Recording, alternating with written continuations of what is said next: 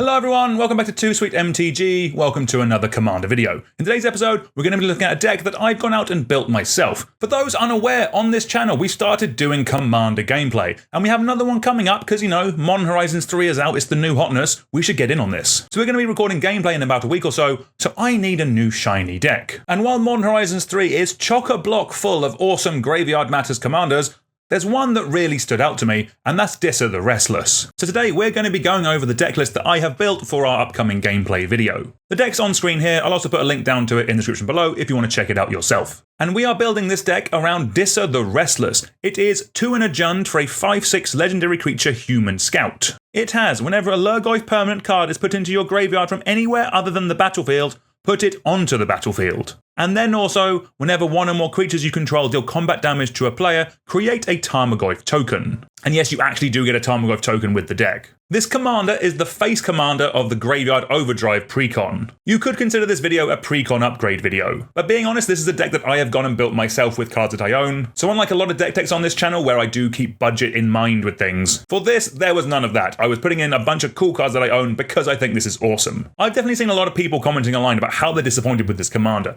But personally, I think they're nuts. I think this card is obscene. For me, that bottom line of text of making Tarmogoyf tokens is cool, but that's not really why we're here. We're here for that first ability, because effectively what it does is it gives all of your Lurgoyfs, or any shapeshifters with Changeling, because they will count as Lurgoyfs, it effectively gives all of them Madness 0 and turns them all into Narcomoebas. And if you've ever played or seen a Dredge deck work, that's really broken. What Disa basically means is if we discard or mill any Lurgoyf permanent, it's just going to come into play. Or if we tutor them from our deck into our graveyard, it counts as going from our library, we can put it straight into play. That is just honestly immensely broken, and it's something I'm really going to be leaning into with this deck. Even the cat is a fan of Disa. So the plan for today is I'm going to be going through the deck in front of you, I'm going to be going through the different sections, go over some of my choices to help explain how I put the deck together. So like the rest of the deck techs on this channel, I've split up the deck into all the different sections that I think it needs. This means if you are copying my deck list and some of my choices were out of your budget, or you just don't fancy them, you can swap them for something else that does a similar thing. Where are you going?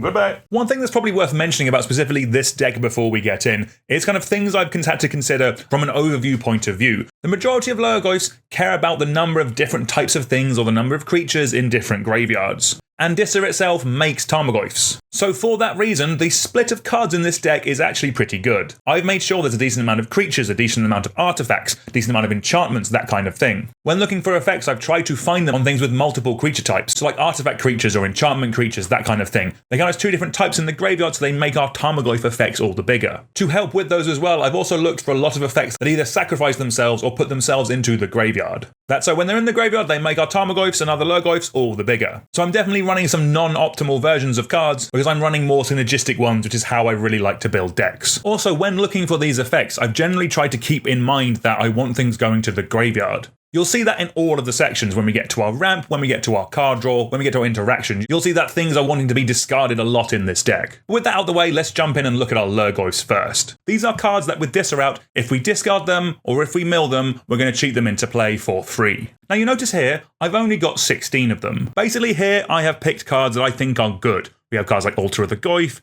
Barrow-Goyf, Khan Wanderer, Chameleon Colossus, these are the changelings. They count as Lurgoyfs even though if they're not technically Lurgoyfs. We have Graveshifter for a bit of recursion. We have the OG Lurgoyf just being a good creature. We have Masked Vandal for some interaction. We have Mortivore as just a big thing. We have Necrogoyf as another discard outlet. We have Nethergoyf just because it's good. We have Polygoyf, which is also a great card. Pyrogoyf for some additional removal. We have Realmwalker for some card advantage because it lets us cast creatures on top of our graveyard. We have OG Tarmogoyf because obviously we're running OG Tarmogoyf. We have Tarmogoyf Nest to make us a bunch more Tarmogoyfs. And we have Taurian Mauler because it gets absolutely huge. There are other Lurgoyfs and there are other changelings out there. These are the ones I think are actually good enough to get into the deck. These are the ones I want to be putting into play. If I'm going to be cheating creatures into play, I want them to do something. I want them to be impactful. All of the actual Lurgoyfs will get big because of the number of things going to our graveyard. And then the other cards I mentioned, things like Graveshifter, have some utility in the deck. So that's why I've gone with this 16 here. Being honest, I would have liked this number to be more. When they print new and better Lurgoyfs again, they will get in the deck. One way around this is I am running a couple more Madness cards just scattered around the deck. I'll point them out when we get to them. I think next let's have a look at some card draw. This is a pretty solid section in this deck. We have 9 bits, which I think is going to be great at drawing us through the game. For our card draw sections, a lot of them basically revolve around the card Faithless Looting. Like we have Faithless Looting, we have Burning Inquiry, we have Bitter Reunion, which is on enchantment, so it does that delirium thing of kind of making our Tarmogoyfs bigger. That's great. We have Invasion of Mercadia, which is a battle, which is another type for the graveyard. We have it on creatures with a card like Ox of Agonis, which can come back from the graveyard, and even better, Angie's Ravager, which is a madness threat. So when we're dumping our hand and throwing the Lurgoyfs into play, we can also pay 1 red and get Angie's Ravager as well, discard some more cards, draw some more. It's all fantastic. We then have some big discard and draw with cards like Magus of the Wheel and Wheel of Fortune. I know this card's expensive, but I want to run it in a commander deck. It seems perfect in this, and I'm really going to enjoy playing it. We even have a card like Greater Good, which also is a discard outlet as well. Our Lurgoyfs are going to be getting pretty big. Like they'll easily be like 5, 6, 7, 8 power. Just sack one of those tokens to a Greater Good, draw some more cards, put some more Lurgoyfs into play. I think that's going to be awesome. While we're talking about discard, let's go to some specific discard cards. We have cards like Chain and Nightmare Adept, which is a free sacrifice outlet, but importantly, it gives all of our Lurgoyfs that we cheat into play with Disa haste. Just getting into combat quicker is going to be fantastic. Then you have a card like Fable of the Mirror Breaker, which I'm going to be honest, is just a really good magic card. The middle part is a discard outlet. It flips into a Kiki Jiki style of effect. That's just going to be good. Good magic cards are good magic cards. We then have Lord Windgrace. This is kind of here because I did want a discard effect on a Planeswalker. Similarly to battles, just having these effects in the deck is going to help buff up our Goyfs all the higher. We're also going to be milling quite a lot of lands in this deck. This is effectively a bit of ramp as well, which is quite nice. Then you'll see here my gold-bordered Survival of the Fittest. In this deck with Disa out, this is effectively a single green to put a Lurgoyf from your hand into play and then go and get another Lurgoyf that we can pay a green to just repeat. It's also mad with all our madness cards. This is going to be phenomenal. I had to include it. There are other dedicated discard outlets you could run if survival is too pricey for you or it's not your playstyle, that kind of thing. Like, for example, Tortured Existence, which is a common, it's so much cheaper, but is a really busted magic card. Similarly to Survival of the Fittest, this is a single black to bring a card back from our graveyard to our hand and then effectively put a Lurgoyf straight into play. But just a single black mana, that's really, really good. So with our card draw effects doing a lot of discarding and our dedicated discard outlets, that's the main way that we're kind of moving cards from our hand into the graveyard. There is one other way which I'll go over, which is our graveyard fillers. Effectively, this is 4 dredge cards and a Buried Alive. The Buried Alive with Disa lets us take 3 cards from our deck and basically put them into play.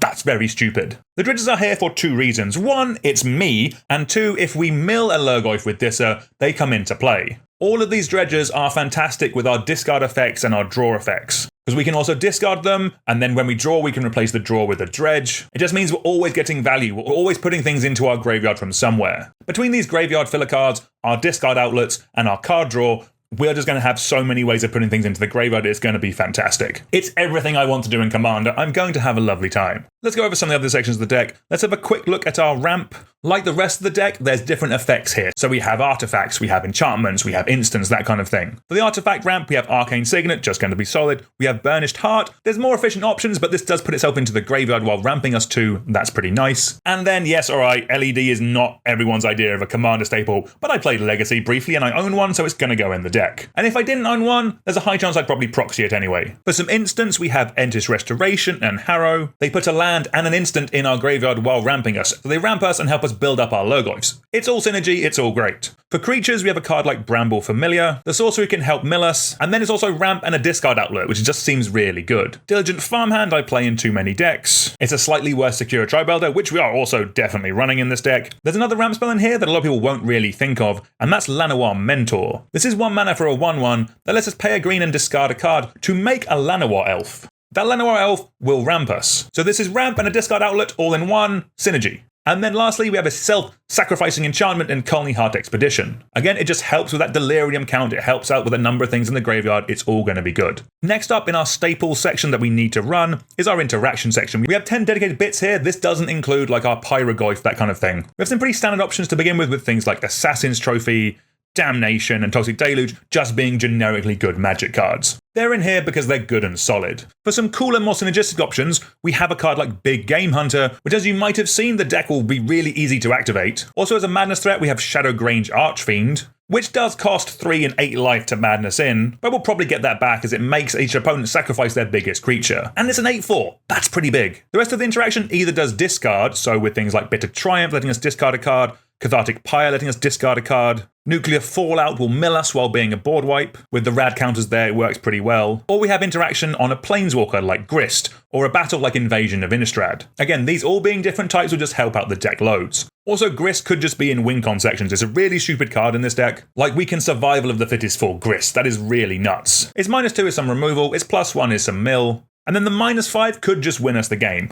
That's all great. We love Grist. It had to be in the deck. Before we get to the win cons, there's a few other bread and butter bits just to go over. The only bit of dedicated recursion I'm running in this deck is Timeless Witness. I think this could be wrong. This deck could definitely do with a Dread Return, something like that maybe. Maybe I'll make that change before we actually do the recording. But just having some recursion that you can get back from the graveyard is going to be nice. If we mill this, we can still get it back. It's still useful to us. For protection, currently I have Lightning Greaves and Swiftfoot Boots. There is a world where these could be something else, but actually I did want a critical density of artifacts in here, and I was a couple short, so these kind of fit in quite nicely. Let's finish off with our dedicated win cons. Cards like Anger and Brawn are just going to be phenomenal in this deck. Anger giving our whole team haste, Brawn giving our whole team trample is just going to be really nice. Those Lurgoyfs should be getting nice and big. Being able to attack with them straight away I think is going to be great. We're running Blade of Cells because I did want some more Myriad in this deck, because Disa triggers whenever you deal combat damage to an opponent. It triggers once for each opponent. So we want to be hitting all 3 of our opponents as often as possible. That's where Blade of Cells comes in, gives a creature Myriad. Maskwood Nexus is quite spicy because it turns every card in our deck into Lurgoyfs. There are other versions of this effect which I also might consider adding, because with one of these out, it just basically lets us put all of the creatures from our deck into play whenever we discard or mill them. That sounds pretty good actually now I think about it. Maybe we'll add that in a bit. Talking of all that milling and moving around, Sir Conrad the Grim is kind of nuts here. Most people have played with this card. In any dredgy discard deck, it's just going to be phenomenal. Like Sir Conrad and a Wheel of Fortune could take out a player. Or Sir Conrad and